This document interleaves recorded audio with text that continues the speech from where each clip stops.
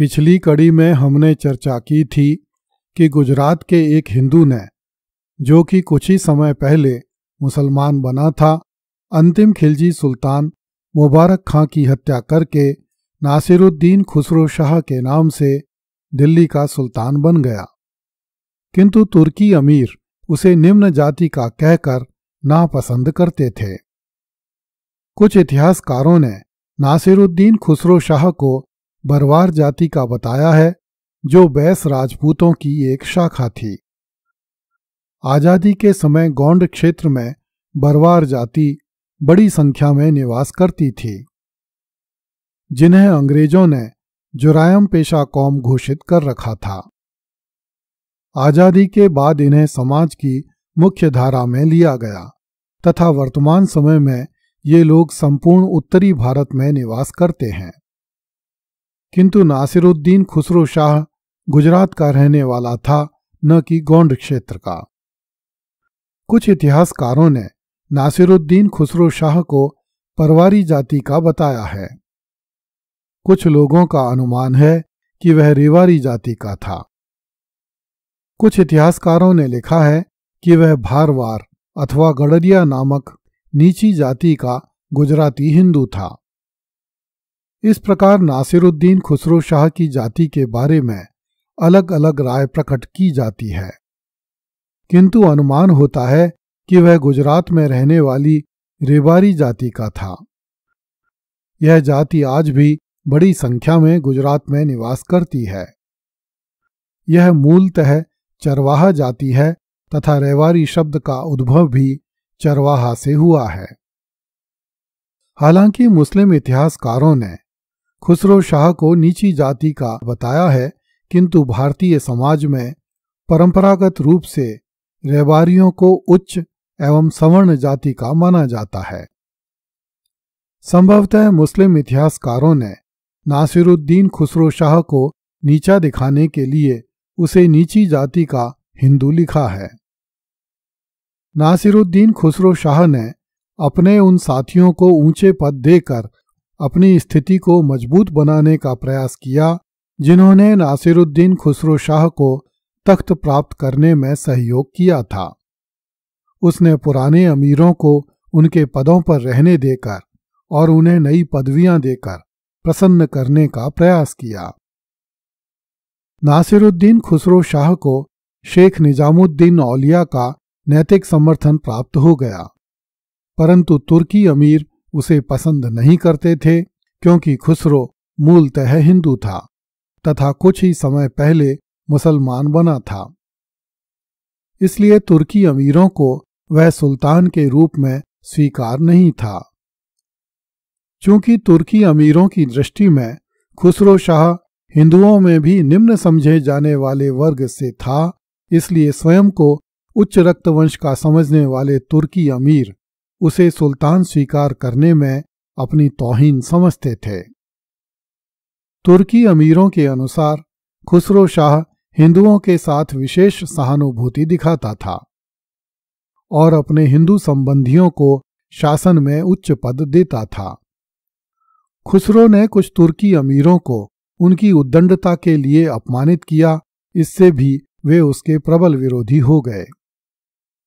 इन सब कारणों से तुर्की अमीरों ने खुसरो पर आरोप लगाया कि वह आधा हिंदू है तथा शाही महलों में मूर्ति पूजा को प्रोत्साहन देता है। वस्तुतः खुसरो के बहुत से संबंधी अब भी हिंदू थे और वे शाही महलों में रहकर मूर्ति पूजा किया करते थे। तुर्की अमीरों को यह भय था कि यदि खुसरो शाह का राज्य जम गया तो भारत से तुर्की अमीरों का पत्ता साफ होने में अधिक समय नहीं लगेगा। इससे पहले भी जब इमादुद्दीन रेहानी नामक एक भारतीय मुसलमान ने दिल्ली सल्तनत के प्रधानमंत्री का पद प्राप्त किया था, तब तुर्की अमीरों ने उसे केवल 1 साल के भीतर ही नष्ट कर दिया था।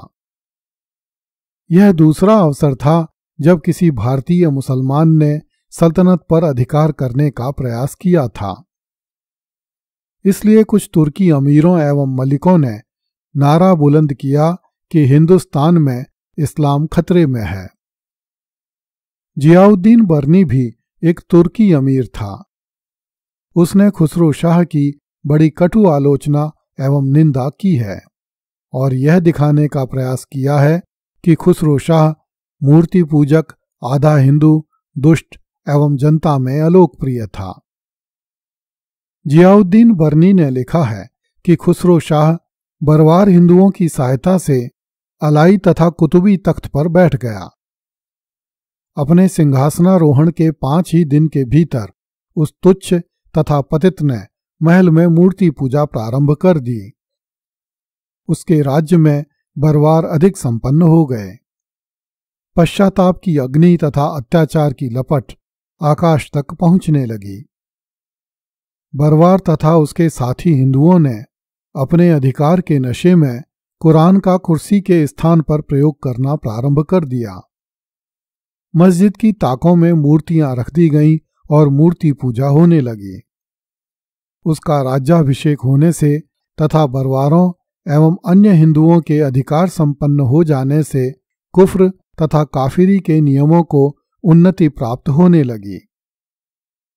खुसरो खां ने इस उद्देश्य से कि बरवारों तथा हिंदुओं को विशेष अधिकार प्राप्त हो जाएं और अत्यधिक हिंदू उसके सहायक बन जाएं, खजाना लुटाना तथा धन संपत्ति बांटना प्रारंभ कर दिया।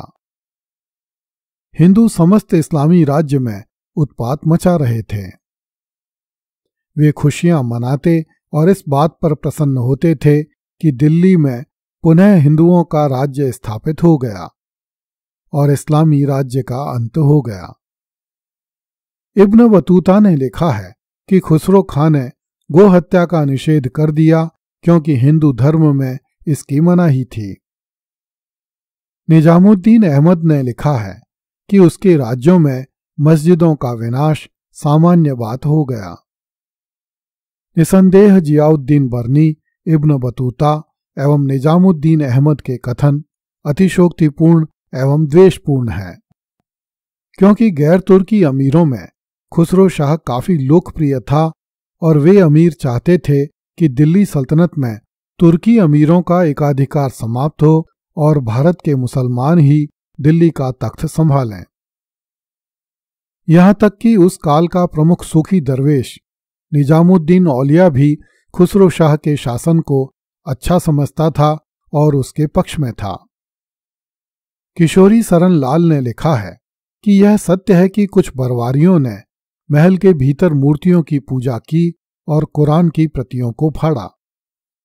उन्हें ज्ञात था कि मुस्लिम विजेताओं ने मंदिर तोड़े थे और धार्मिक पुस्तकें जलाई थीं। अतः बरवारी लोग मुसलमानों से भी वैसा ही बर्ताव कर रहे थे और सिंहासन प्राप्त करने में सुल्तान पर उन्होंने जो अनुग्रह किया था, उनके कारण सुल्तान उनके कार्यों में हस्तक्षेप नहीं करता था। वास्तव में इस बात का एक भी उदाहरण नहीं मिलता है कि नासिरुद्दीन खुसरो इस्लाम विरोधी था।